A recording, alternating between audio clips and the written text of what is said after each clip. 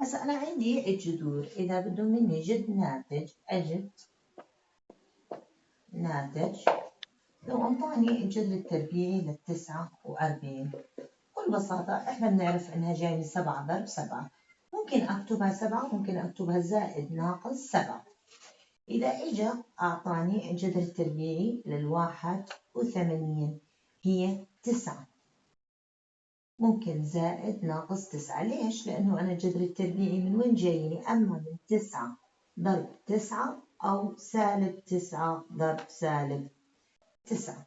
إذا هون راح نعطيكم مجموعة من الأسئلة عليها، اللي هي مثلا الجذر التربيعي لل25، الجذر التربيعي لل64، الجذر التربيعي لل36. بدنا نوجد هذه الجذور. كمان عندي ضرب المقادير الأسية. لو كان عندي x قوة 3 مضروب ب x قوة 5، عند ضرب الأساسات المتشابهة تجمع الأسس. إذا هون نحكي له عند ضرب الأساسات المتشابهة تجمع الأسس جمع جبري مع مراعاة الإشارة. يعني هذا الكلام أنا بدي أحكي له x قوة 3 زائد قوة 5 واللي راح تساوي لي x قوة 8. ناخذ كمان سؤال. هذا عندي سؤال، كمان سؤال.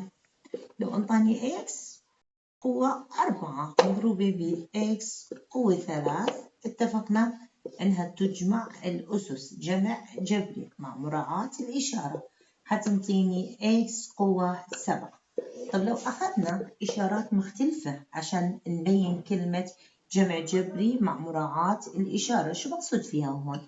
لو أنطاني x قوة 6 مضروبة ب x قوة سالب 2، هون راح تعطيني x قوة 6 زائد ناقص 2 اللي هي ناقص 2.